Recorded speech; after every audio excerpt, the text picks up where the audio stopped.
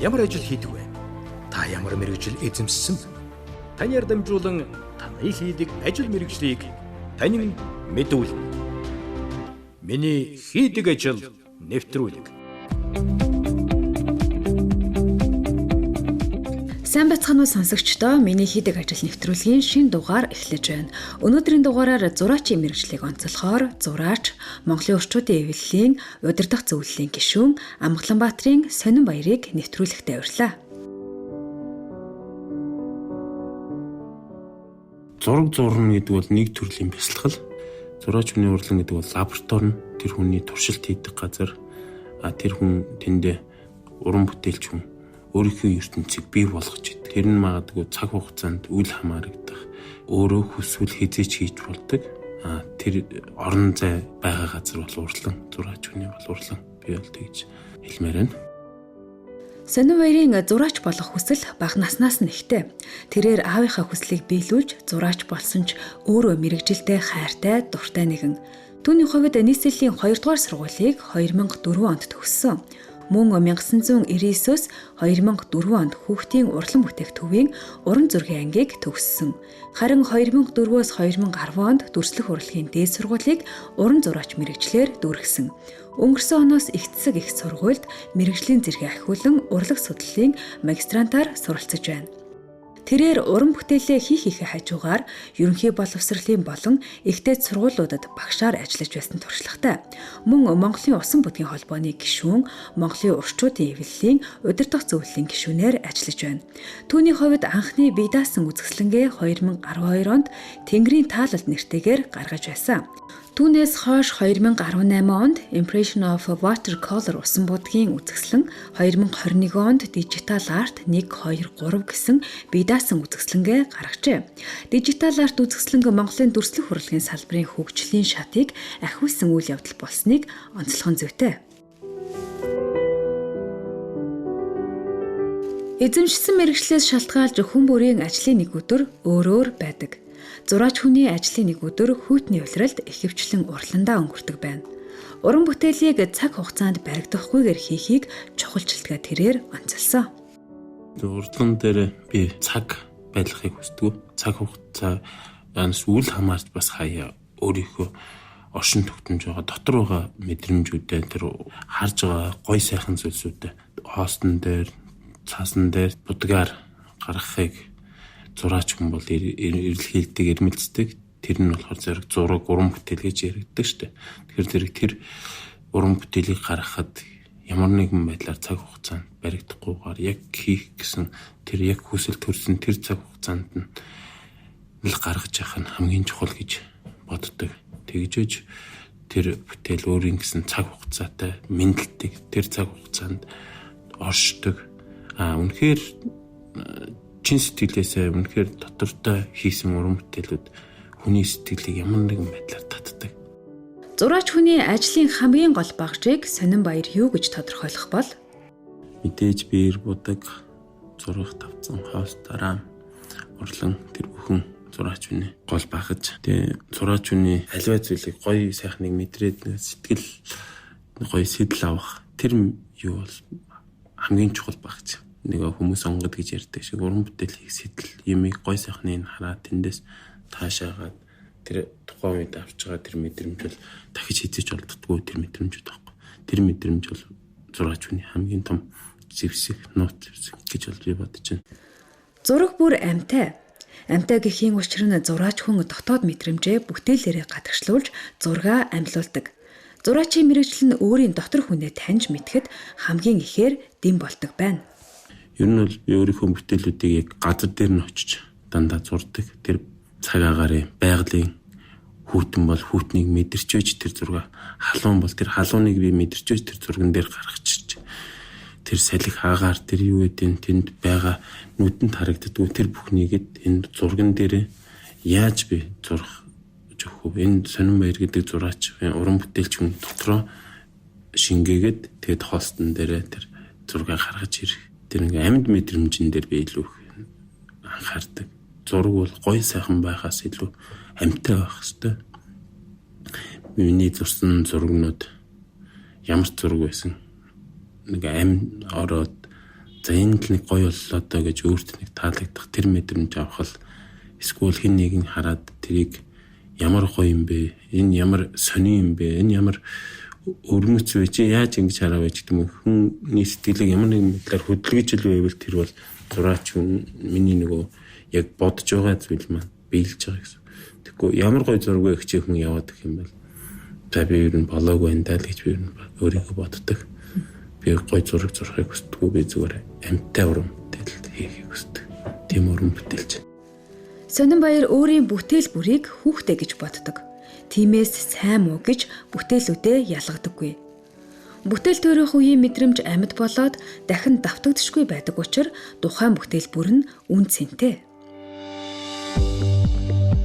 Миний хийдэг ажил нэвтрүүлэг. Зураач байхын сайхан тал болоод саар талыг та юу гэж боддог вэ? Сайхан тал гэвэл зүгээр яг өөрийгөө л олж мэддэг. Амьдралын нэг юм нэг буран байдаг бол тэр бурамыг өөрөө төрүүлж амсчаа бусдад хүртээж чаддаг. Тэр нь болохоор зэрэг уран бүтээлэр зураач хүний сул тал гэхээр за яах вэ? Жохон зожигдуу болцсон байж магадгүй. Ер нь яагаад гэвэл урландаа хөвчлэн суугаад би гэж хитрхи бие үзэлтэй бас жоохон болцсон байдаг. Нөгөө нэг нийгмийн юун дээр одоо бусдадтай харилцахад жоохон учир дутагдaltaй бас болцсон их харагддаг. Ер нь бол тэр бол зүгээр яг хүн болгон тийм биш. Гэхдээ зарим нэг дийлэн хэрэгч юм тэгж бол ер нь надад бол анзаарагддаг. Зураач болох хүсэлтэй хүүхэд залууст таны зүгээс өгөх зөвлөгөө. За мэдээж авьяастай байх хэрэгтэй. Авьяас бол заавал байх хэрэгтэй зүйл. Авьяасаас гадна тэр зүйлдээ дуртай байх хэрэг. Энэ бол ерөөсөө хамгийн чухал чанар. Тэгээд хөдөлмөрч байх ёстой. Тэр зүйлийнхаа төлөө эхэлсэн бол үр дүнгийн үздэг тийм шаргуу, ууггүй хөдөлмөрч зам бол уран бүтээлч хүн байхгүйгээр хүн бүтээл гараад гой сайхан юмыг төсөөлөд өгдөг, тэрийг буулгах чадахгүйгээр яваад ивэл өнгөрдөг байхгүй. Тийм уран олон хүнийг бас харж ил байна. Одоо өөрөө мэдэрч ил байна. Тэгэхээр зэрэг яг уран бүтээлч болоод яг зураач болоод явна гэдэг бол өөрөө энэ зүйлдээ чин сэтгэлээсээ дуртай, энэ зүйлийн төлөө байгаа бүхнийг зориулж чадах тийм хүсэл эрмэлзэлтэй байх юм бол мөрөөдөлтэй, зоригтой энэ бүхэн чинь ерөөсө давхцаж ижил тэр уран бүтээлч гэдэг, зураач гэдэг мэргэжлийн эзэн болж байгаа. Зураач болно гэдэг бол зүгээр нэг ямиг гой сайхан хараад зурчдаг хүн болгон зураач болчдгоо. Ямиг гой сайхан зурхаас гадна өөрийгөө би яг хинбэ гэдгээ өөртөө ярилцаж чаддаг тийм хүн байх хэрэгтэй. Тэрээр өөрийгөө зураач болоогүй байсан бол ямар мэрэгжил эзэмшиж юу хийж явах байснаа төсөөлшгүй гэдгийг хэлж байлаа. Зураг түүнийг муу мухай бүхнээс холдуулж сайхан бүхэнд хөтөлсөн. Дуртай зүйлээ ажил мэргэжлээ болгосноор сайн найзуудтай учирчээ.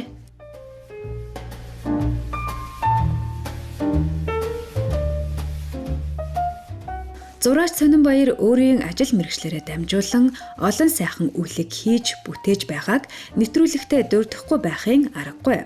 Тухайлбал цэргийн төв эмнэлгийн хүүхдийн тасгийн ханан дээрх өнгөлөг зургуудыг тэрээр зурсан. Зураг будгаар бусдын амьдралд өнгө нэмэж соён гэгэрлэг түгэх хүслээ ийхүү сайн үйлсээр биелүүлж явна. Зураач хүн өөрийнхөө урландаа зураг зураад өөрийнхөө ертөнцийг гаргахаас гадна бусдыг соён гэгэрүүлэх үүрэгтэй гэж би ойлгодог. Өнгөрсөн жил 6 дугаар сарын 1-ээс өмнө хүүхдийн баяраас өмнө хүүхдүүдэд зориулаад тэр өвдөж зовж шаналж байгаа хүүхдүүдэд зориулаад яаж тусуулах вэ гэдэг цэргийн төв эмнэлгийн удирдлагуудтай уулзаад хүүхдийн тасаг дээр нь коридорын хэсгийг нь иж бүрэн зураг зурж төгчүүлж өгсөн байгаа. Залуу зураач нарыгаа уриалаад энэ ажил 3 хоногийн дотор хэрэгжсэн байгаа. Тэгээд хүүхдүүдийн сэтгэл зүй онцлог нь ямар байх хэвээр тэднэрт юу хэрэгтэй гэдгийг маш олон талаас нь судалгаа хийж харж тэр зургуудыг зурсан. Зүгээр нэг гой зураг байхаас гадна тоо тэр дотор өнгө, амьтанд ханд нөхөр, найз нөхөрлийн утга агуулгатай зургнууд гэдэг. Тэр зургнуудыг харахад хүүхдүүд жоохон ч гэсэн өвчнөө мартаж байгаасаа гэдэг үднээс энэ ажлыг эхлүүлсэн байгаа. Тэгээд энэ ажил ч гэсэн энэ жилд ер нь цааш ч гэсэн өргөжлүүлээд явах миний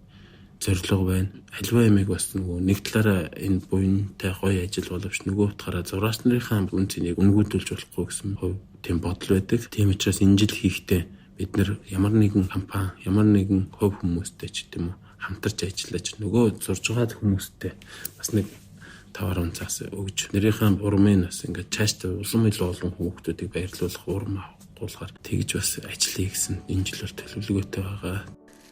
Соёлын тэгш хүртээмж хөдөө орон нутаг болон гэр хороололд дутагдaltaй байгааг тэрээр олж харжээ. Тиймээс иргэдийн өдөр тутамдаа зорж очдог газар болох усны хутган дээр сайхан бүхнийг уриалсан үг зургаар өнгө нэмж иргэдийн оюун санаа, амьдрах орчинд соёлыг түгээхээр зорж байна. Өнгөрсөн жил бол би Өмнөг аймгийн 70 дотоод 3 хутган дээр энэ ажлыг хийгээд эхлүүлсэн байгаа. Энэ жил бас нэлээд олон хутгуудыг одоо ингэж гоё болгоё. Энэ дээр бүр олон зураач нарыгаа хамруулаад 5 жил 10 жилийн хугацаанд энэ байгаа хутгуудыг өнгө цэсийн гоё болгоод ингээд авчих гэсэн миний зорилго байгаа. Энэ бол жижигхэн хутгын үед ярьж байгаа юм боловч ирээдүйд өсч байгаа хүүхдүүдийн оюун санаанд тэр нөгөө гэрэлтэнд гоё өнгөлөг байлах ийм гоё ирээдүй байгаа шүү гэсэн итгэлийн төрүүлэх. Хэрвээ бид нэр хичээх юм бол болно шүү. Гой сайхан зүйлсүүд эргэн тойронд зөндөө байгаа гэдэг тэр итгэлийн төрүүлэх маш тийм нөгөө цар хүрээтэй ажил гэж би бол харж байгаа.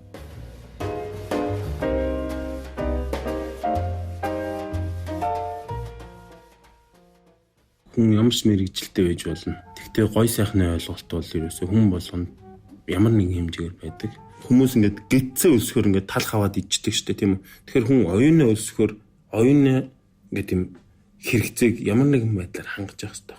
Зураг, уурлаг, дуу энд одоо дурладаг хүмүүс улам олон болоосай, зургийг таашааддаг хүмүүс улам их болоосай гэдэг үднээс миний хувьд сонсогчтой хүсмээр байна. Бидний хувьд ч гэсэн тэр олон хүмүүсийг бий болгоход таниулах ажлуудыг алхам бүрээр ингэж үе шаттай хийж явна л гэсэн төлөвлөгөөтэй, зорилготой байна да. Эзэмшсэн мэрэгжил хийж буй ажиллаараа нийгмийг соён гэгэрүүлэхэд өөрийн хувь нэмрээ оруулж яваа зураач Сонин Баяраар дамжуулан зураачийн ажил мэрэгжлийг танин мэдүүлэхийг өнөөдрийн дугаараар зорилоо. Бидний урилгыг хүлээн авч цаг зав гарган ярилцсан танд баярлалаа. Шинэ дугаараар эрхэн уулзъя. Баяртай сонсогчдоо нэвтрүүлгийг бэлтгэсэн редактор Бадам Цэцэг, найруулагч Оюун болд.